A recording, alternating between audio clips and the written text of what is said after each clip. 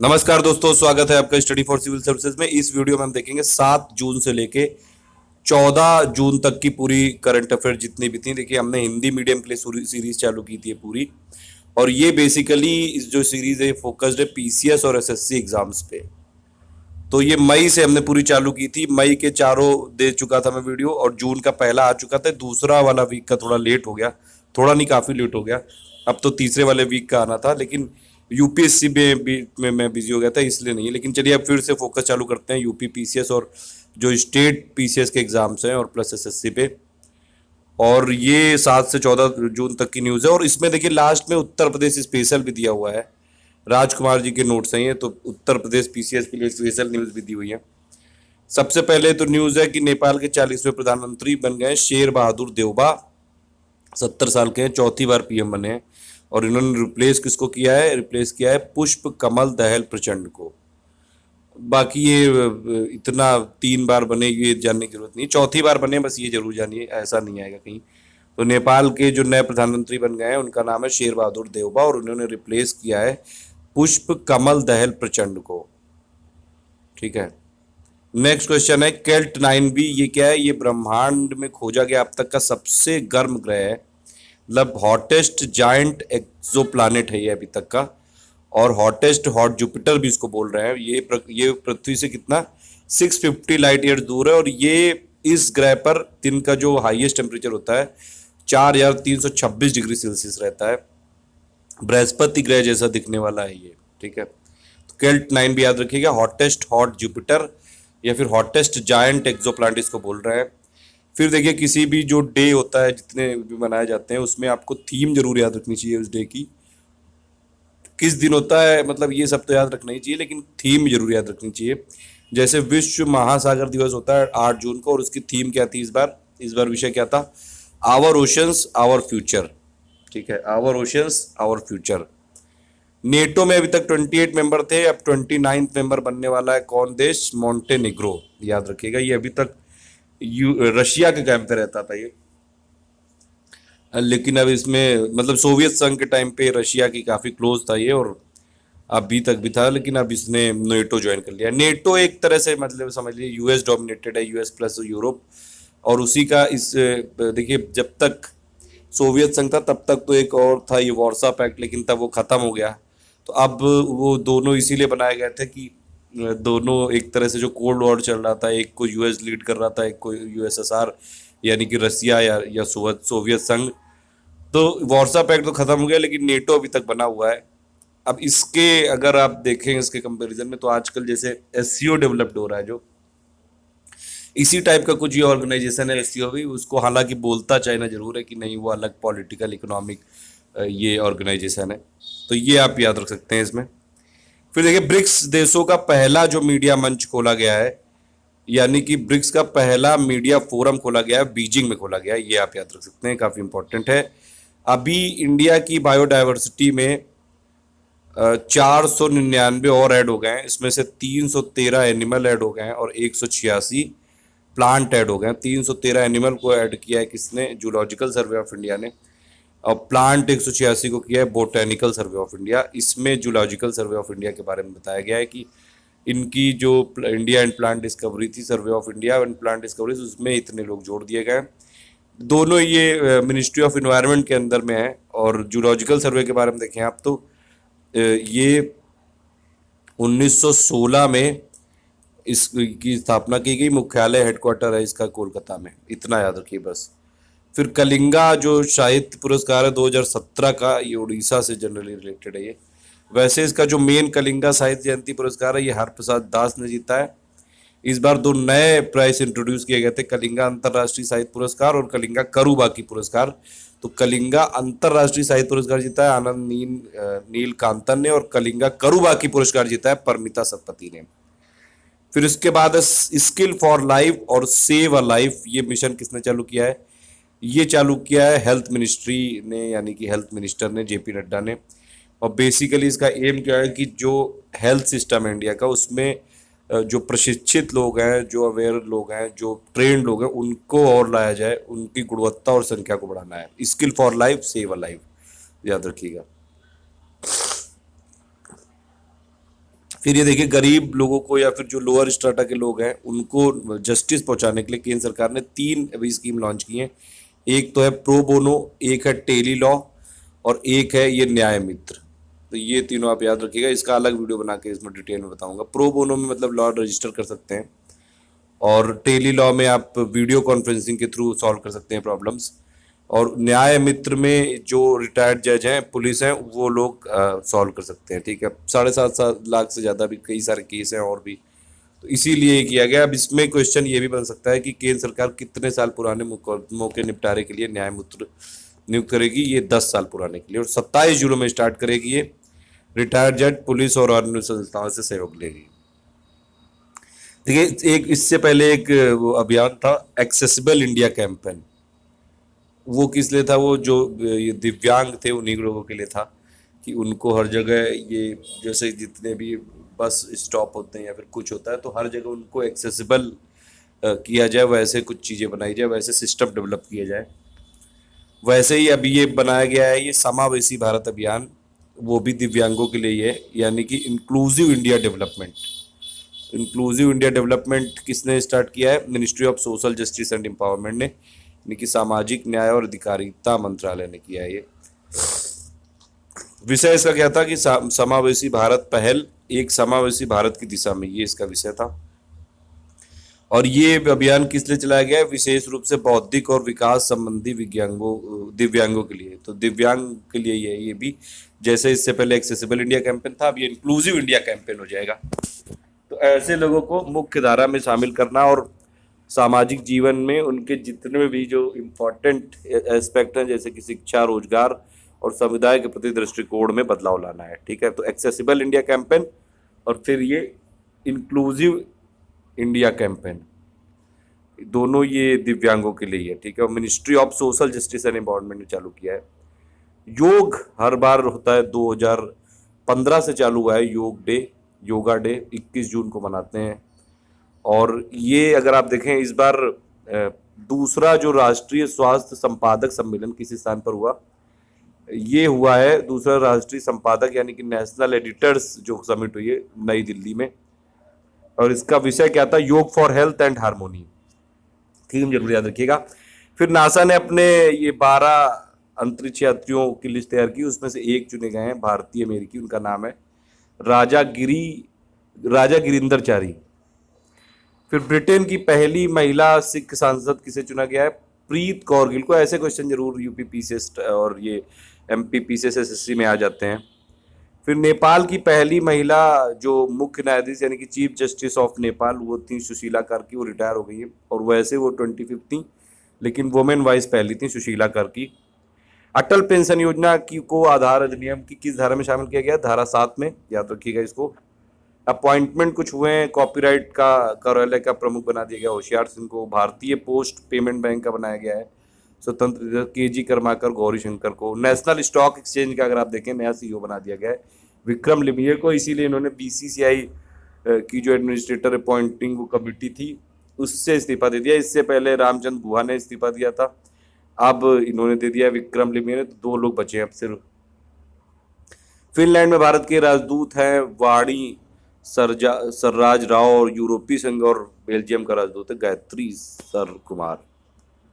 फिर देखिए ये एक अभियान है अनुयात्रा या मिलकर चलो अभियान। ये अभियान तिरुवनंतपुरम केरल से स्टार्ट किया था। किसने? उपराष्ट्रपति हामिद अंसारी ने इसकी शुरुआत की है। अनुयात्रा या मिलकर चलो अभियान। ठीक है, ये इसका उद्देश्य भी वही जो दिव्यांग बच्चे हैं और जो विशेष आवश्यकता वाले हैं व्यक्ति हैं, उनके लिए अभियान स्टार्ट किया गया है। अलग से डिटेल में इसका करेंगे इसको, ये आप याद रख सकते हैं। अनुयात्रा या फिर मिलकर चलो अभियान कहाँ से स्टार्ट हुआ है? तिरुवनंतपुरम केरल से, और ये उपराष्ट्रपति हामिद अंसारी ने स्टार्ट किया था। दिव्यांगों पे बेस्ड है बेसिकली। फिर ये सुपर अचीवर्स है, यहाँ पे अचीवर्स नहीं है, सुपर अचीवर्स की लिस्ट है 2017 की, फोर्ब्स मैगजीन ने ये जारी की है। और इसमें भारतीय मूल के 30 उद्यमियों को शामिल किया गया है। टोटल 600 लोगों को शामिल किया गया है सुपर अचीवर्स में। फिर वात्सल्य मात्र अमृत कोष ये बनाया गया है, मात्र अमृत कोष। हेल्थ मिनिस्ट्री ने ही स्टार्ट किया है इसको। मेन चीज ये कि जो नेशनल मिल्क बैंक है, उसी जो नेशनल ह्यूमन मिल्क बैंक है यानी कि राष्ट्रीय मानव मातृ दुग्ध अभियान और दुग्धपान परामर्श केंद्र। इससे पहले भी कुछ योजनाएं चालू की थी केंद्र सरकार ने, MAA करके। और जो मेन बेसिक इसमें फोकस होता है कि ब्रेस्ट फीडिंग होनी चाहिए। कोई भी अगर बच्चा पैदा होता है तो उसकी शुरुआत में जो 6 महीने के लिए, वही वो मतलब गवर्नमेंट ऑफ इंडिया बताना चाह रही है, उसी के लिए अवेयरनेस क्रिएट कर रही है। फिर भी कुछ लोग की जैसे कुछ प्रॉब्लम होती है तो उसी के लिए नेशनल ह्यूमन जो मिल्क बैंक बनाने के लिए प्रयास कर रहे हैं गवर्नमेंट ऑफ इंडिया, तो वही बनाया गया वात्सल्य मातृ अमृत कोष। ये राष्ट्रीय मानव मातृ दुग्ध बैंक है और ये दुग्ध पान परामर्श केंद्र भी है। ये पूरे उत्तर भारत में अगर आप देखें तो सार्वजनिक क्षेत्र का सबसे बड़ा ये राष्ट्रीय मानव मातृ दुग्ध बैंक है और परामर्श केंद्र है। और इसकी स्थापना नॉर्वे के साथ मिलकर की है, नॉर्वे सरकार ने, और नॉर्वे इंडिया पार्टनरशिप इनिशिएटिव के सहयोग से हुई है। वात्सल्य मातृ अभियान अमृत कोष मेन चीज है कि नेशनल ह्यूमन जो लोग मतलब ह्यूमन मिल्क बैंक है ये, और इसमें लोग अपना मिल्क डोनेट कर सकते हैं, तो उस हिसाब से है ये। और ब्रेस्ट फीडिंग पे मेन फोकस है इसमें। फिर राष्ट्रीय कोयला प्रौद्योगिकी मिशन, यानी कि ये क्लीन कोल पे एक्चुअली पूरा ये फोकस है ये। तो ये सरकार ने स्वच्छ कोयला उपयोग के लिए प्रारंभ किया है मिशन, और भी कई सारे मिशन इसके लिए स्टार्ट किए और भी।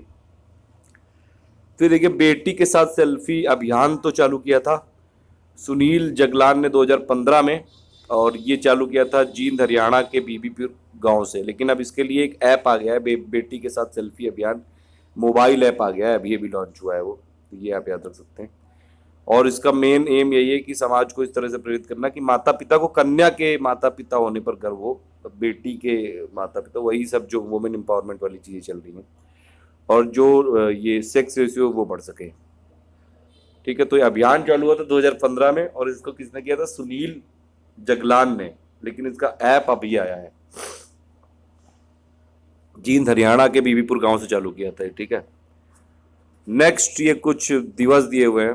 12 जून को होता है विश्व बाल श्रम निषेध दिवस, यानी कि child labour, world child labour ये प्रोहिबिशन डे। इसमें इस बार का विषय क्या था? In conflicts and disasters protect children from child labour. तो ये इसका थीम था, बड़ा लंबा सा है, in conflicts and disaster protect child from child labour. और ये दिवस मनाने की शुरुआत 2002 से हुई थी, ये आप याद रख सकते हैं। उसके बाद 13 जून को हुआ है अंतरराष्ट्रीय एल्बिनिज्म धवलता दिवस, यानी कि रंगहीनता हो जाती है, जो कई बार आपने देखा होगा, कई सारे लोगों के चकत्ते वकत्ते पड़ जाते हैं, या फिर अजीब सा जो कलर हो जाता है उनका, वो है एल्बिनिज्म। थीम क्या थी? Advancing with renewed hope. और उद्देश्य क्या है कि विश्व में धवलता के शिकार लोगों से होने वाले भेदभाव के विरुद्ध जागरूकता फैलाना। 14 जून को होता है विश्व रक्तदान दिवस। फिर उसमें एक देखिए रिपोर्ट आई है, the new England journal of medicine, इसने एक रिपोर्ट स्टडी की है, और इसमें दुनिया भर में सबसे ज़्यादा जो मोटापे के बच्चे, मतलब सबसे ज़्यादा मोटे बच्चे किस देश के हैं, उसमें चाइना नंबर 1 पे है। और इसमें बहुत ही ज़्यादा शॉकिंग बात ये भी है कि इंडिया भी नंबर 2 में है। मतलब इसके सबसे ज़्यादा जो मोटे बच्चे हैं वो मतलब सबसे ज़्यादा चाइना में है, सेकंड नंबर पे इंडिया में है। बताइए, एक तरफ तो इंडिया में इतने सारे बच्चे, एक ये भी रिपोर्ट है सबसे ज़्यादा कुपोषण वाले भी है, और जो भूख से मरते हैं वो भी सबसे ज़्यादा बच्चे इंडिया में ही हैं, और सबसे ज़्यादा मोटे भी हैं। मतलब इसीलिए इनइक्वालिटी इतनी ज़्यादा परसिस्ट करती है इंडिया में कि जो ज़्यादातर जो जितने भी पैसे हैं वो जो शुरू के 8-10% लोग हैं, 5-6% लोगों के पास ही हैं, बाकी सबके पास कुछ पैसे नहीं। तो वही है इसमें 195 देश शामिल हुए थे, और सर्वे की अवधि थी कितनी? 1980 और 2015 के बीच की। फिर ये स्पोर्ट्स से रिलेटेड कुछ न्यूज़ है। ISL यानी कि जो फुटबॉल से रिलेटेड है, 2 नई टीमें खेलेंगी, बेंगलुरु और जमशेदपुर, और अब हो जाएगी टीम की संख्या 10। अंडर 20 फुटबॉल विश्व कप हुआ था, उसको जीता किसने? इंग्लैंड ने, और उसका रनर अप है वेनेजुएला। फिर ये काया ब्लैंका नहीं, कासा ब्लैंका है, ये मेमोरियल शतरंज टूर्नामेंट क्यूबा में हुआ, और इसमें विजेता बने कृष्णन शशि किरण भारतीय।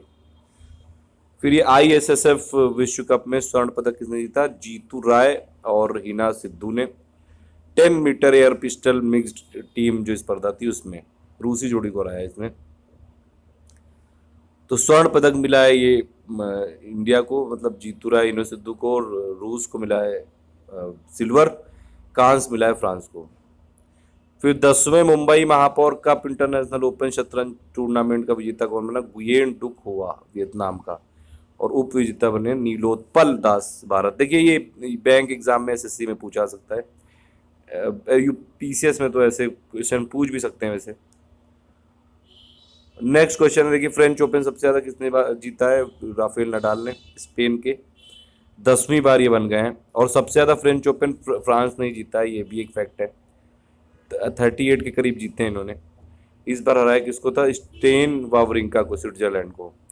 तीरंदाजी विश्व कप चरण 2 में भारत को कांस्य पदक प्राप्त हुआ है, और अभिषेक वर्मा और दिव्या दयाल की भारतीय कंपाउंड मिक्स जोड़ी ने जीता है। अब देखिए ये फ्रेंच ओपन जो हुआ था उसकी कुछ लिस्ट दी हुई है। तो ये मेल सिंगल में किसने जीता है? राफेल नडाल ने 10वीं बार जीता है इन्होंने, स्पेन के हैं ये। हराया किसको है? स्टेन वावरिंका को, स्विट्जरलैंड के जो है। जो वुमेन सिंगल हुआ था उसमें किसने जीता है? उसमें जीता है जेलेना ओस्टापेंको ने। और ये ग्रैंड सैम जीतने वाली देश की पहली टेनिस खिलाड़ी बन गई। यह है कहा कि मतलब किस देश की? लातविया की हैं ये। तो जेलेना ओस्टापेंको ने जीता है वुमेन सिंगल वाला, और ये लातविया की जो ग्रैंड स्लैम जीतने वाली पहली खिलाड़ी बन गई है। उन्होंने हराया किसको था? सिमोना हालेप को, रोमानिया की जो है। और फिर मिक्स डबल अगर आप देखें तो मिक्स डबल किसने जीता है? रोहन बोपन्ना, भारत के, और गैब्रिएला डाब्रोस्की, ये कनाडा। इन्होंने मिलके मिक्स डबल, मतलब एक मेल और एक फीमेल, इन्होंने मतलब इंडिया की तरफ से जीता, ये याद रख सकते हैं। तो इंडिया की तरफ से अब ग्रैंड स्लैम जीतने वाले चौथे खिलाड़ी बन गए हैं। अभी तक किसने किसने जीता है? सबसे पहले लिएंडर पेस ने, फिर महेश भूपति ने, सानिया मिर्जा ने। चौथे बन गए हैं रोहन बोपन्ना, जिन्होंने मिक्स डबल्स में जीता है।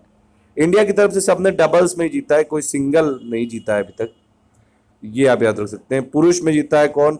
जो पुरुष युगल में माइकल वीनस न्यूजीलैंड के, और रयान हैरिसन ये अमेरिका के। उसके बाद ये कुछ ऑबिट्यूअरीज है, यानी कि निधन है ये। सी नारायण रेड्डी जो कि तेलुगु साहित्य के कवि और लेखक थे, ये आंध्र प्रदेश के थे, इनका ये निधन हो गया है। 1988 में काव्यरचना विसंबरा की इन्होंने, ज्ञानपीठ पुरस्कार मिला इनको। वासुदेव चटर्जी ये फेमस हिस्टोरियन है, और ये भारतीय ऐतिहासिक अनुसंधान परिषद यानी कि ICHR के प्रमुख अध्यक्ष है, पूर्व अध्यक्ष हैं ये। फिर ये SS खापलांग, इनका निधन हो गया। ये national socialist council of Nagaland के प्रमुख थे। एडम वेस्ट जो कि बैटमैन जो टीवी सीरीज आती थी उसके एक्टर थे, उनका नाम था विलियम वेस्ट एंडरसन, ये US के थे, इनका भी निधन हो गया है। ये लास्ट में ये जो दिया हुआ है ये ऑबिट्यूरी, ये गलत है। मिखाइल गॉर्बाचोव का नहीं हुआ, ये जर्मनी के जो लास्ट ये चांसलर थे, हेलमेट कोल करके हैं, उनका निधन हुआ है, जिन्होंने जर्मनी का रीयूनिफिकेशन किया था। तो ये इन्होंने गलत लिख दिया है, ठीक है। मिखाइल जो गॉर्बाचोव हैं वो अभी भी जिंदा है।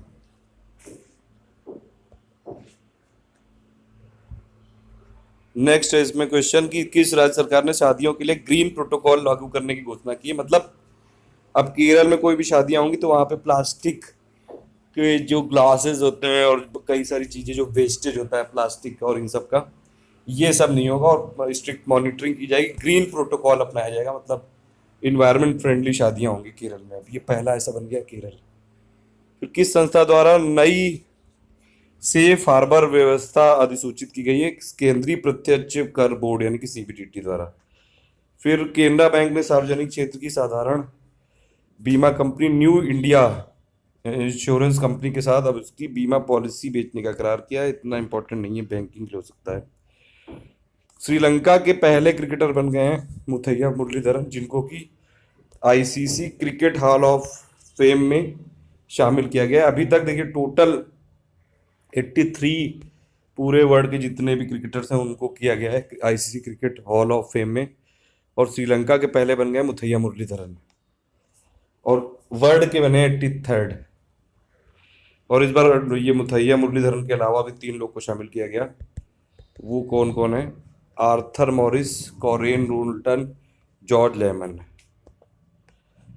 फिर ये RBI की एक न्यूज़ थी, उसमें ये उन्होंने बताया कि 1 रुपए का नोट, एक नोट बनाने में कितना खर्चा आता है? 94 पैसे का। और 1 रुपए का एक सिक्का बनाने में कितना खर्चा आता है? 70 पैसा। तो ये बड़ी इंपॉर्टेंट बात है, ये पूछा जा सकता है ये। तो 1 रुपए का नोट बनाने में 94 पैसा और 1 रुपए का सिक्का बनाने में 70 पैसा। फिर ये देखिए, किस भारतीय फिल्म निर्माता को मिला है भारत गौरव अवार्ड? ये एक्चुअली जो यूएस में एनआरआई लोग रहते हैं उन्होंने, वो लोग देते हैं। मधुर भंडारकर के अलावा भी मिला है, श्री श्री रविशंकर को भी मिला है। ठीक है, तो 2-3 लोगों को मिला गया है ये। गवर्नमेंट प्राइज नहीं, तो भारत गौरव अवार्ड ये क्या है? ये एनआरआई जो यूएस के हैं वो देते हैं किसी इंडियन को। फ्रांस का जो सर्वोच्च नागरिक ये सम्मान है, लीजेंड डी ऑनर करके है ये मिला है किसको? सौमित्र चटर्जी को। बंगाल के हैं ये, बांग्ला भाषा के, और ये भारतीय फिल्म अभिनेता हैं, बांग्ला के एक्टर है ये सौमित्र चटर्जी, इनको मिला है फ्रांस का जो लीजेंड डी ऑनर अवार्ड है, सर्वोच्च नागरिक सम्मान है। और भी कई सारे लोगों को मिल चुका है ये। पहला जो सबसे पहले सम्मान मिला था सत्यजीत रे को। फिर बेंगलुरु के वेंचर एकेडमी में एक 12th की स्टूडेंट है, उनके नाम पे ग्रेग का नाम रखा जाएगा और इसका नाम है सहिति पिंगली। फिर है, देखिए कई बार ये टाइम जोन की बात होती रहती है कि इंडिया में 2 टाइम जोन होते हैं। अभी फिर से वही बात चालू हुई है। अरुणाचल प्रदेश ने बोला है कि कार्य कुशलता में सुधार और क्षेत्र में ये इलेक्ट्रिसिटी सेविंग के लिए टाइम जोन की मांग कर रहे हैं। ये इंडिया का एक टाइम जोन है अभी तक, IST इंडियन स्टैंडर्ड टाइम, ये 82.5 डिग्री ईस्ट लॉन्गिट्यूड पे है, यानी कि GMT से हम लोग 5.5 घंटे ज़्यादा हैं। और ये 5 राज्यों से होके गुजरता है, ये भी आप याद रख लीजिए। MOUCA मौका, यानी कि मध्य प्रदेश, उड़ीसा, उत्तर प्रदेश, छत्तीसगढ़ और आंध्र प्रदेश। और ये उत्तर प्रदेश के मिर्ज़ापुर से IST की लाइन जो है वो जाती है, पास होती है। अब दूसरा टाइम जोन बनाने की बात कर रहे हैं अरुणाचल प्रदेश। जनरली ये जो नॉर्थ ईस्ट वाले स्टेट है इन्हीं की तरफ से हमेशा टाइम जोन रहता है। नेक्स्ट क्वेश्चन है चाइल्ड राइट्स एंड यू, यानी कि क्राई की रिपोर्ट है, और उसमें अगर आप देखें उसमें भारत में सबसे ज़्यादा बाल मजदूरी करने वाले राज्य कौन कौन से हैं? उत्तर प्रदेश, बिहार और महाराष्ट्र। तो ये आप याद रख सकते हैं। क्राई की रिपोर्ट है चाइल्ड राइट्स एंड यू, और ये इसकी स्थापना किसने की थी? रिपन कपूर ने 1979 में।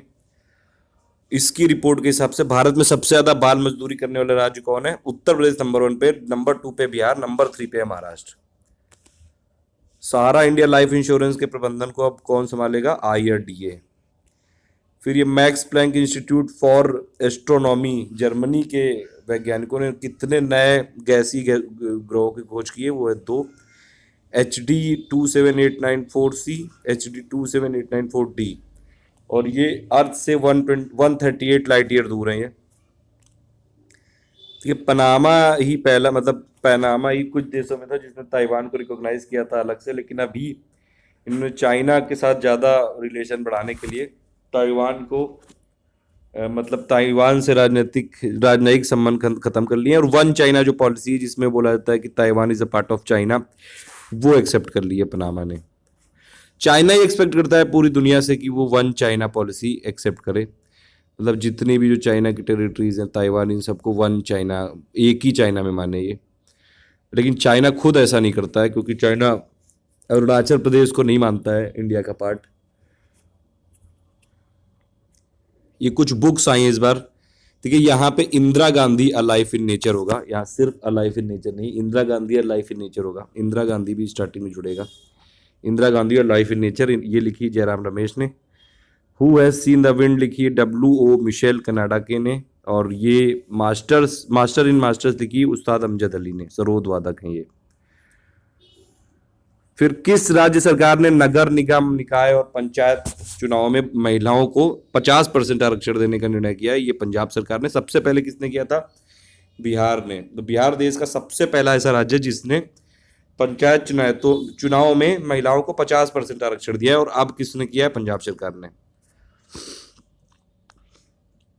फिर ये ओला और उबेर को ये कम्पीट करने के लिए दिल्ली में एक स्टार्ट किए टैक्सी चालकों ने सेवा कैब ऐप।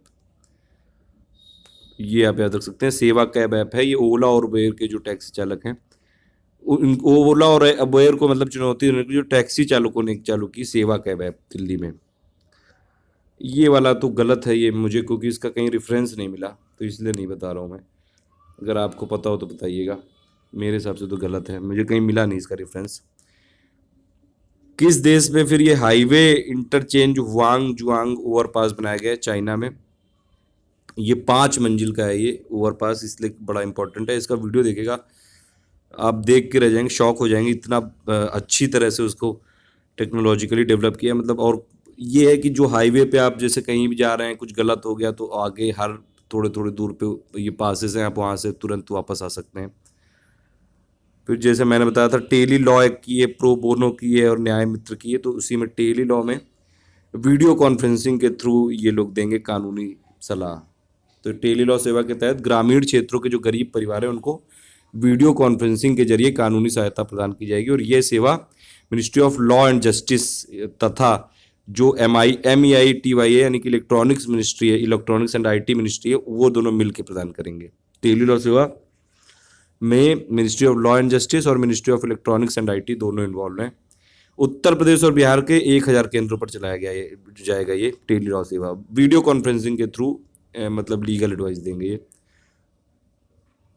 ये देखिए जो क्लाइमेट चेंज हो रहा है उससे जो उष्ण कटिबंधीय इलाके यानी कि जो ट्रॉपिकल एरियाज है वहाँ पे इस बार ज़्यादा बारिश की संभावना व्यक्त की गई है। नासा ने बोला है कि जो क्लाइमेट चेंज की वजह से जो ट्रॉपिकल रीजन में आते हैं जितने भी कंट्रीज, वहाँ पे ज़्यादा रेनफॉल होगी। फिर ये किस प्रदेश सरकार ने सभी किसानों का कर्ज माफ करने की घोषणा की? महाराष्ट्र में। देखिए वो मध्य प्रदेश में चल रहा है, फिर वहाँ से महाराष्ट्र के लोगों ने भी, किसानों ने भी चालू करने की कोशिश की थी और इसीलिए फिर ये दे दिया है महाराष्ट्र सरकार ने। तो किसानों ने महाराष्ट्र सरकार के खिलाफ एक किसान क्रांति के नाम से आंदोलन प्रारंभ किया था और इसीलिए इनको कर्ज माफ का वो मिल गया है। मतलब कुल मिला के जैसे सब अभी यूपी में किया था, फिर अब महाराष्ट्र में कर दिया गया है, मध्य प्रदेश में भी मांगे चली रही हैं। SCO के बारे में मैंने बताया था अभी, संघाई कॉरपोरेशन ऑर्गेनाइजेशन। 17वां इस बार जो इनका वार्षिक सम्मेलन था वो आयोजन हुआ है, अस्ताना कजाकिस्तान में हुआ है ये। और इसमें 2 देशों को यानी कि इंडिया और पाकिस्तान को पूर्ण सदस्यता मिल गई, पूर्णकालिक ये सदस्य बन गए हैं भारत और पाकिस्तान। 9 जून को शामिल हो गए। देखिए अभी तक SCO में जो मेंबर थे कितने थे? 6 मेंबर थे, चीन, Russia, Kazakhstan, Kyrgyzstan, Tajikistan, Uzbekistan. अब भारत और पाकिस्तान भी बन गए हैं। और SCO की स्थापना कब हुई थी? 2001 में शंघाई में। उससे पहले ये बीजिंग 5 करके था, शंघाई 5 करके ग्रुप था, सॉरी ये। और इस अब 8 मेंबर हो गए इसके। इसको याद रखने की ट्रिक भी आप याद रख सकते हैं, ट्रक KPI।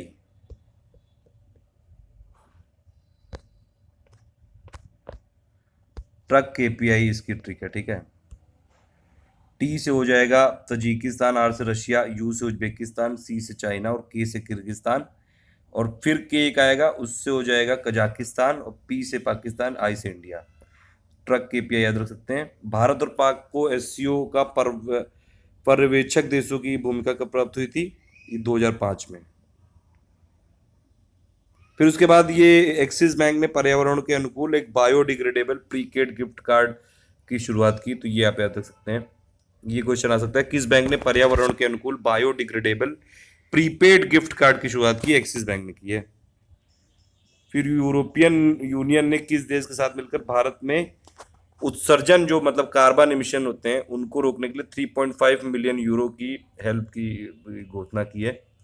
फ्रांस ने की है, कि फ्रांस ने बोला है 3.5 मिलियन यूरो इन्वेस्ट करेंगे ये इंडिया में। और ये इंडिया में 3 जो सिटीज़ हैं, नागपुर, अहमदाबाद और कोची, इसमें जो कार्बन एमिशंस होते हैं उनको रोकने के लिए ये प्रदान की जाएगी 3.5 मिलियन यूरो। ये आप याद रख सकते हैं। 3 शहरों के नाम याद रखिएगा, नागपुर, अहमदाबाद और कोची।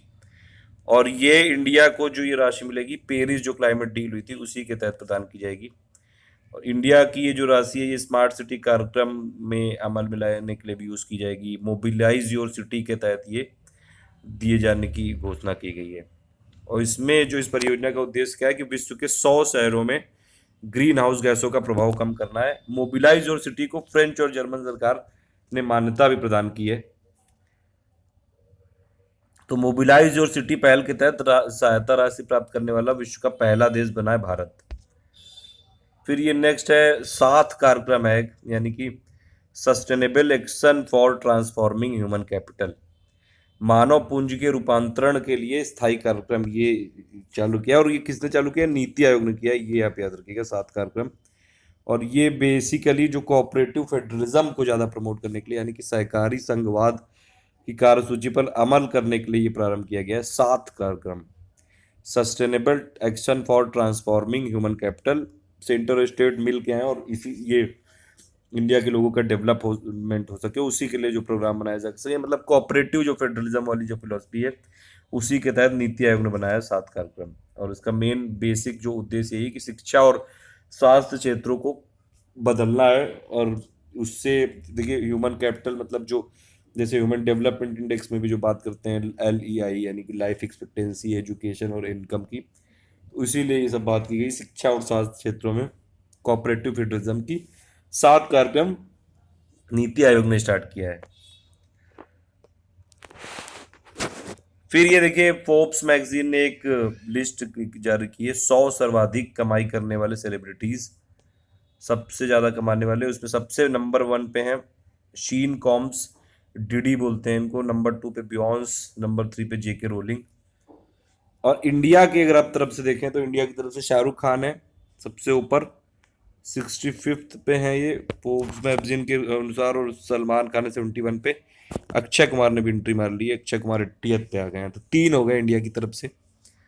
फोर्ब्स मैगजीन की जो बेस्ट जो ये वर्ल्ड हाईएस्ट पेड जो सेलिब्रिटीज की लिस्ट में शाहरुख खान है 65 पे, सलमान 71 और अक्षय कुमार 80th पे। फिर ग्रेनफील्ड टावर, ये काफी ज्यादा चर्चा में था, ये लंदन में है और इसमें आग लग गई थी। 1974 में बना था। तो ये आपसे पूछ सकते हैं ग्रेनफील्ड टावर कहाँ पे? लंदन में। सेंट्रल गवर्नमेंट ऑफ इंडिया ने ये निर्णय लिया है कि जो लोग मतलब कि जो किसान है उनको 5% तक सब्सिडी मिलेगी। जो लोग समय से लोन चुकाएंगे उनको उनको सिर्फ ये 4% पे कर्ज दिया जाएगा। देखिए टोटल लगता है 9%, और जो लोग समय से कर्ज चुकाएंगे उनको 5% तक की छूट दे दी जाएगी। और इसमें देखिए सब 2% तो सभी को मिलेगा जितने भी लोग एग्रीकल्चर लोन लेंगे। 3% उन लोगों को मिलेगा जो लोग लोन का जो इंटरेस्ट है वो सही टाइम पे चुकाएंगे। तो टोटल 5% तक सब्सिडी मिल सकती है ये एग्रीकल्चर लोन के लिए। ठीक है, तो 4% पे आपको फसली कर्ज मिल सकता है जो किसान है, मतलब उनके लिए, ये याद रख सकते हैं। फिर जल संचयन किस राज्य में शुरू की गई है? और ये जल संवर्धन परियोजना है और ये मनरेगा अवार्ड के लिए चयनित किया गया है नालंदा जिला को। तो कुल मिला के जो वाटर कंजर्वेशन वाली स्कीम चालू की गई बिहार में, और ये इसमें एक जिला है नालंदा, उसको मनरेगा अवार्ड मिलेगा, बिहार से है ये। ठीक है, फिर MP में हुआ है मंदसौर इंसान जिसमें पुलिस की फायरिंग में कुछ किसान मर गए थे, उसकी न्यायिक जांच की आयोग के लिए न्यायमूर्ति JK जैन की कमेटी बनाई गई है। MP सरकार ने बनाई है।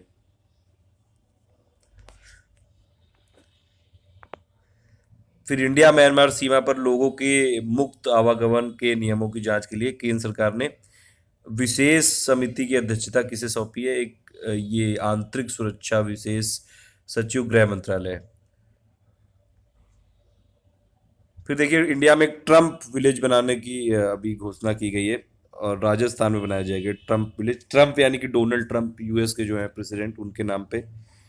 और ये बनाएगा कौन? सुलभ इंटरनेशनल बनाएगा। सुलभ इंटरनेशनल की स्थापना की थी डॉक्टर विंदेश्वर पाठक ने 1974 में। फिर देखिए ये देखिए अब ये जो मार्केट कैपिटल के हिसाब से अभी नंबर 2 पे आ गया है HDFC बैंक, नंबर 1 पे TCS है, नंबर 2 पे हो गया HDFC बैंक, नंबर 3 पे हो गया RIL। वैसे डेली चेंज होती रहती है तो ये कोई न्यूज़ नहीं हुई क्योंकि फिर आ सकता है वो RIL। फिर ये international art show unlimited of context का आयोजन कहाँ पे किया गया है? बासेल में, स्विट्जरलैंड में। महेश मनगांवकर किस खेल से संबंधित है? स्क्वैश से हैं ये। फिर ये किस देश में अनुगा 2017 का आयोजन किया जाएगा? इको लैंग्वेज जर्मनी में। अनुगा 2017 में साझेदार देश होगा भारत, और खाद्य उद्योग के लिए एक अंतर्राष्ट्रीय व्यापार मंच है अनुगा। ये आप याद रख सकते हैं। डिजी यात्रा प्लेटफॉर्म ये सिविल एविएशन मिनिस्ट्री ने चालू किया है, नागरिक उड्डयन मंत्री ने दिल्ली में स्टार्ट किया है, और ये बेसिकली डिजी यात्रा प्लेटफॉर्म के माध्यम से हवाई यात्रियों के लिए एक डिजिटल अनुभव की शुरुआत करेगी। तो डिजी यात्रा प्लेटफॉर्म सिविल एविएशन मिनिस्ट्री से रिलेटेड है, याद रखिएगा। केनरा बैंक ने अभी ये वाली हो चुका है, द न्यू इंडिया इंश्योरेंस के साथ मिलकर पॉलिसी बेचेंगे ये।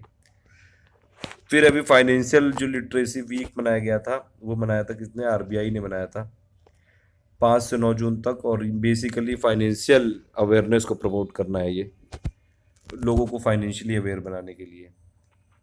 3 ऐप निकाले हैं टीआरएआई ने, my speed app, my call app और DND 2.0 यानी कि डू नॉट डिस्टर्ब वाला ऐप। बेसिकली ये किस लिए है कि जो ग्राहक सेवाएं टीआरएआई की, उनकी गुणवत्ता बढ़ाने के लिए, और प्लस कुल मिला के जो कई सारे लोग परेशान होते रहते थे कई सारी कॉल से, उसके लिए भी ऐप है ये। तो टीआरएआई ने 3 ऐप किया हुआ, my speed, my call, DND। TRAI 1997 में बना था, हेडक्वार्टर नई दिल्ली में, राम सेवक शर्मा इसके अध्यक्ष है। मतलब वॉइस क्वालिटी और ये सब कॉल, ये सब रिकॉर्ड की क्वालिटी, ये सब चीज़ों के बढ़ाने के लिए टीआरएआई ने किया ये। फिर बर्ड एकेडमी ने राष्ट्रीय कौशल विकास निगम के साथ मिलके एरोस्पेस क्षेत्र में कौशल प्रदान करने के लिए समझौता किया है, बर्ड एकेडमी ने। यूनिसेफ का एक सुपर डैड अभियान है, उसमें कुछ लोगों को शामिल किया गया है, जैसे इंडिया से सचिन तेंदुलकर हैं, डेविड बेकहम है, नोवाक जोकोविच हैं। और इसका मेन जो उद्देश्य ये है सुपर डैड का, तो ये है कि बच्चों को शुरुआती वर्षों में दिए गए पोषण से आगे चलकर उनके स्वास्थ्य, मानसिक और शारीरिक विकास में लाभ होता है। मतलब स्टार्टिंग में उनको ज़्यादा फोकस करना चाहिए उनके न्यूट्रिशन पे, उनके जो फीडिंग है उन सब पे। मेन चीज़ ये सुपर डैड, ये फादर्स डे के आसपास ये अभियान चालू किया गया था। तो ये आप याद रख सकते हैं। ये क्वेश्चन आ सकता है कि सुपर डैड अभियान किस संस्था ने चालू किया था? तो यूनिसेफ ने चालू किया था, ऐसे क्वेश्चन आते हैं। और इसमें इंडिया की तरफ से किसको किया गया नामांकित, किसको शामिल किया गया? सचिन तेंदुलकर को। यूनिसेफ यानी कि United nation international children emergency fund बनाया गया था 1946 में, हेडक्वार्टर है न्यूयॉर्क में। फिर है कि किस देश की कमजोर होती अर्थव्यवस्था को बढ़ावा देने के लिए वर्ल्ड बैंक ने $500 मिलियन की सहायता प्रदान की? अफगानिस्तान। डीआरडीओ ने नाग का सफल परीक्षण किया। नाग को मिसाइल को ही बोलते हैं, फायर एंड फॉरगेट, राजस्थान के पश्चिमी क्षेत्र के रेगिस्तान से। आरबीआई ने 12 बड़े जो दिवालिये बकायेदार हैं उनके खातों की पहचान की, और बोल रहे हैं कि जल्दी इनका नाम पब्लिक में भी बताएंगे शायद। और टोटल जो इंडिया का ये जो बैंकों का एनपीए है वो 8 ट्रिलियन ये है शायद डॉलर, नहीं 8 ट्रिलियन डॉलर नहीं, ये 800 कितना है कुछ, 8 लाख, ये 8 लाख करोड़ रुपए है कुछ।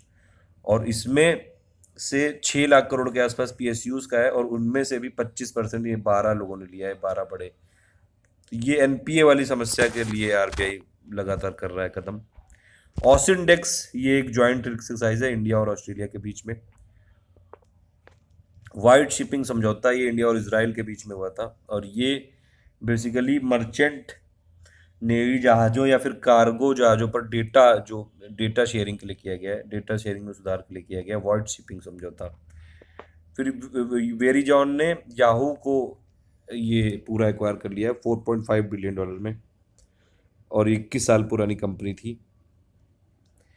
फिर सरकार ने बोला है कि सुप्रीम कोर्ट के सामने एक प्रस्ताव रखा है कि जैसे जो निचली न्यायपालिका में न्यायाधीशों की नियुक्ति होती है, उसके लिए नीट की तरह कोई परीक्षा आयोजित की है। नीट जैसे होती है मेडिकल के लिए, वैसे ही कुछ ये जुडिशरी में जो लोअर लेवल के पोस्ट होती हैं न्यायपालिका की, उसके लिए बोला है कि नीट की तरह परीक्षा होनी चाहिए। प्रस्ताव रखा है सरकार ने सुप्रीम कोर्ट के सामने।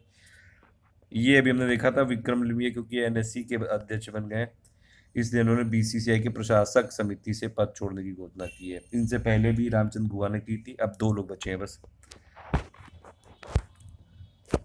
अब ये है कि देखिए अभी तक तो जो इंडिया में जितनी भी ऑयल कंपनी थी 15 दिनों में कीमतें तय करती थी, अब ये डेली डेली बदलेंगी, जिस हिसाब से भी इंटरनेशनल मार्केट में रेट चलेगा उसी को रिफ्लेक्ट करेंगी यहाँ भी।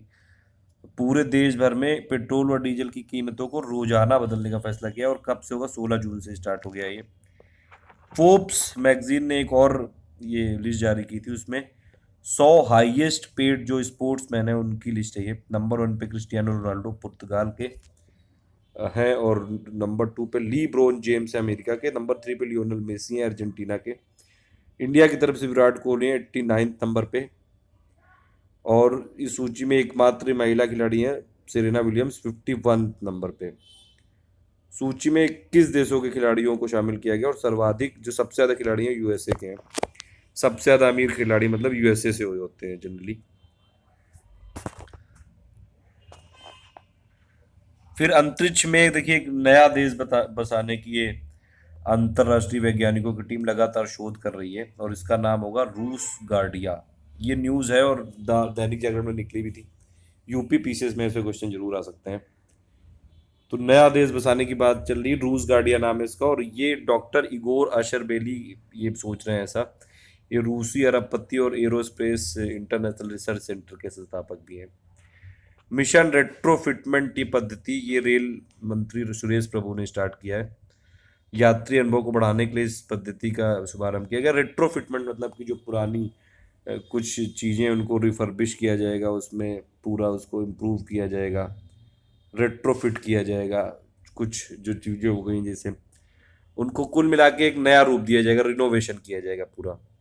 तो मिशन रेट्रोफिटमेंट इंडियन रेलवे से रिलेटेड है। आरबीआई ने 500 के नोट की नई सीरीज जारी की है, उसमें इंसेट में अंग्रेजी का ए अक्षर लिखा हुआ है, ये ध्यान रख सकते हैं। पुराने वाले नोट भी वो वैलिड रहेंगे, और नया एक सीरीज चालू की 500 के नोटों की, उसमें इंसेट में अंग्रेजी का ए अक्षर लिखा हुआ है। फिर ये लास्ट में यूपी स्पेशल है। यूपी में ये है कि किस राज्य के, ये क्वेश्चन आ सकता है कि किस राज्य के शिक्षा बोर्ड ने पाठ्यक्रम में एनसीईआरटी की पुस्तकें शामिल करने का निर्णय लिया। उत्तर प्रदेश। यूपी सरकार ने शादी का रजिस्ट्रेशन अनिवार्य कर दिया है। और उत्तर प्रदेश में अगर आप देखें, मुगल सराय रेलवे स्टेशन का नाम बदलकर अब रख दिया जाएगा पंडित दीनदयाल उपाध्याय रेलवे स्टेशन। और इसके अलावा उत्तर प्रदेश सरकार दीनदयाल का जन्म स्थल जो नगला चंद्रभान मथुरा में है, उसको ग्रामीण पर्यटन केंद्र के रूप में विकसित करने का निर्णय लिया है। तो ये कुछ न्यूज़ थी 7 से लेकर 14 जून तक, जो इम्पोर्टेंट वाली न्यूज़ थी एसएससी और पीसीएस एग्जाम के लिए। बाकी भी हम इसको अपडेट करते रहेंगे। सेकेंड वीक की थी 7 से जून तक, और प्लस इसमें यूपी पीसीएस की स्पेशल। और जल्दी अब यूपी पीसीएस के जो फोकस्ड है वीडियोस यूपी से रिलेटेड, और प्लस यूपी करंट अफेयर, और प्लस परीक्षा मंथन की समरी, वो सब स्टार्ट करने वाले हैं। Thank you for listening, please do like and share.